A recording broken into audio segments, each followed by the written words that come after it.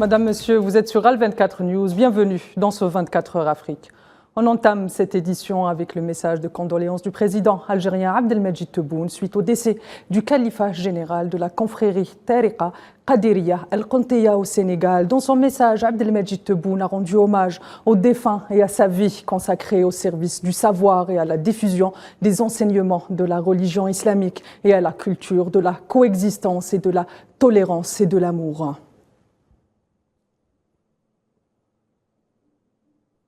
Dans le dossier sahraoui, le président de la République arabe sahraoui démocratique et secrétaire général du Front Polisario a reçu ce jeudi la délégation algérienne du Conseil de la Nation ayant pris part aux travaux de la deuxième édition du colloque arabe de solidarité avec le peuple sahraoui. Brahim Ghali a salué la participation, estimant qu'il s'agit d'une étape importante pour examiner de près la réalité du peuple sahraoui. Rappelons la position constante et permanente de l'Algérie dans la défense de la cause sahraoui et son plaidoyer dans les forats internationaux. Sahara occidental toujours, avec cette percée importante, la naissance d'une sélection nationale de football. La jeune équipe jouera ce samedi à 17 h au stade Nelson Mandela à Alger, face au Mouloudia Club d'Alger. Un match qui entre dans le cadre de la célébration du 50e anniversaire du Front Polisario. Un gala sportif lors duquel le Sahara occidental va hisser ses couleurs pour la première fois. Amin Touta. Une rencontre pour le sport et pour la cause. Le match de football opposant le Mouloudia Club d'Alger contre la sélection du Sahara occidental au stade Nelson Mandela sera synonyme de la naissance d'une sélection nationale représentant le Sahara occidental. Même si la compétition sportive sera au rendez-vous, la rencontre de samedi est une affirmation de la légitimité du peuple sahraoui dans sa lutte pour l'autodétermination et son droit inaliénable sur ses propres terres. Aujourd'hui, c'est un jour historique pour nous. On est arrivé ici avec beaucoup de travail derrière, d'un travail qui justement, nous, quand on a commencé ça, on le voit, personne ne le voit. Et c'est très très difficile d'arriver à cette situation-là avec les moyens qu'on a là, mais avec l'ambition et avec la certitude, comment ça s'appelle ça, les convictions. On savait qu'on va y arriver à ce jour-là. Et aujourd'hui, justement, je veux dire, on est heureux, on est content de voir qu'on est arrivé juste le moment précis pour commencer un nouvel schéma de l'histoire. En ce même jour du 20 mai, la République arabe sahraoui célébrera l'anniversaire de la création du Front Polisario, mais aussi la naissance d'une tribune sportive qui plaidera haut et fort la cause du peuple sahraoui sur la scène internationale. Et quoi de mieux que l'Algérie pour entamer l'aventure, la terre des révolutionnaires connue pour son soutien aux causes justes dans le monde entier. La rencontre se déroulera dans une enceinte qui porte le nom d'une figure historique pour ce qui est du militantisme des peuples et les valeurs de liberté. Le stade Nelson Mandela sera le théâtre naturel de ce match pour l'histoire. La dernière colonie du continent africain affichera fièrement ses couleurs à l'occasion d'un rendez-vous qui témoigne une fois de plus de la solidarité algérienne avec le peuple sahraoui dans sa lutte sans cesse pour son droit absolu et légitime à l'autodétermination.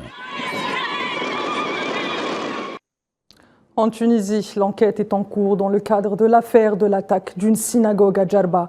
10 jours après l'attaque qui a fait 5 morts, 4 personnes en relation avec l'attaquant ont été arrêtées. Le gouvernement tunisien favorise une piste d'un acte criminel isolé. Le président Kais Saïed a d'ailleurs reçu hier les représentants des 3 religions dans le pays afin de les rassurer. Les investigations sont toujours en cours et ont bien avancé pour désigner les coupables de l'attaque et leur identité. Celui qui a organisé et exécuté cette attaque voulait sans aucun doute toucher à la sécurité et à la stabilité de notre pays et semer la discorde et la division dans la société. Cette agression n'est pas seulement une agression contre des personnes, mais c'est une agression sur toute la Tunisie. Et dans un autre registre, en Mauritanie, la Commission électorale nationale indépendante a annoncé la tenue d'un second tour des élections législatives, et ce, dans 18 circonscriptions parlementaires, parmi lesquelles figurent les 4 circonscriptions de la diaspora. La Mauritanie fait donc le deuxième tour. Les détails avec Safwan Ben Sabri. c'est reparti pour un tour pour les législatives en Mauritanie. Sont concernées par ce scrutin 22 circonscriptions parlementaires à l'intérieur et à l'extérieur du pays. Et sont en lice les partis qui n'ont pas réuni le total des voix pour entrer dans l'hémicycle lors du premier tour tenu le 13 mai dernier. C'est donc le 28 mai que le corps électoral se rendra de nouveau au bureau de vote, indique la Commission électorale nationale indépendante, après le dépouillement et la validation des procès-verbaux de près de 99% des bulletins de vote. Par ailleurs, la CENI indique que le parti El Insaf a remporté environ 80 sièges parlementaires, tandis que 11 formations politiques se partagent 60 autres, restent 36 autres qui seront en compétition pour le second tour. Selon bon nombre d'observateurs, El Insaf était favori pour ce triple scrutin, puisque la formation politique créée le 3 juillet 2022 par la fusion de l'Union pour la République et plusieurs autres formations mineures sous l'égide de l'actuel président Mohamed Ould Ghazouani était la seule formation à avoir des candidats sur l'ensemble du territoire mauritanien. Pour rappel, le parti a placé sa campagne sous le thème El Insaf, gage du développement et de la stabilité. D'ailleurs, la victoire du parti lors de ce second tour n'est pas écartée par de nombreux Mauritaniens. Cela dit, cette éventualité ne réjouit pas les partis d'opposition qui affirment que ce scrutin n'était pas équitable pour l'ensemble des partis. Feu vert du Fonds monétaire international pour le Ghana. Le conseil administratif de l'institution de Bretton Woods a approuvé hier, mercredi, un programme de prêt de 3 milliards de dollars sur 3 ans pour le pays. Dans l'immédiat, Accra recevra une première tranche de 600 millions de dollars.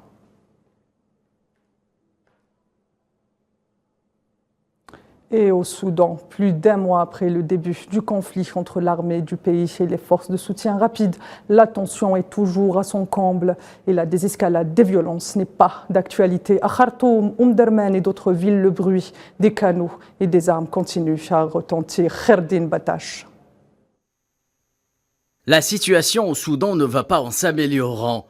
L'escalade des violences entre l'armée du pays et les forces de soutien rapide continue à marquer l'actualité internationale. Les plus grandes villes du pays, à l'instar de Khartoum, la capitale, et Omdurman, sont depuis le début du conflit au 17 avril dernier le théâtre de la fureur qui oppose les deux parties. Cela dit, d'autres villes comme El Jneina ne sont pas épargnées. Rien qu'entre vendredi et lundi dernier, le chef-lieu de la wilaya du Darfour occidental a été témoin d'importants combats, les deuxièmes du genre en seulement 3 semaines. Selon le syndicat des médecins soudanais, plus de 280 personnes ont trouvé la mort durant cette période. 169 autres blessés ont été enregistrés dans la ville de El Jneina les 12 et 13 mai. Ce conflit se veut avant tout un conflit armé autour de plusieurs sites stratégiques du pays dont les influences géopolitiques sont également un enjeu majeur. Il est également clair qu'il est question d'une guerre médiatique par communiqué interposé. Un autre volet vient s'y y greffer, il s'agit des apparitions publiques des chefs de file des parties belligérantes. D'ailleurs, le chef des armées du pays, Abdel Fattah al-Burhan, en est à sa deuxième. Il est apparu parmi les soldats dans la zone de commandement général au centre de la capitale. Côté humanitaire, les Nations Unies continuent à craindre le pire et sont dépit de l'accord dit de Jeddah qui prévoyait des corridors et des aides humanitaires. L'ONU affirme avoir besoin de 3 milliards de dollars pour permettre aux agences en charge de l'aide de traiter les quelques 18 millions de personnes les plus vulnérables dans le pays et de porter assistance aux centaines de milliers de réfugiés qui fuient vers les pays voisins.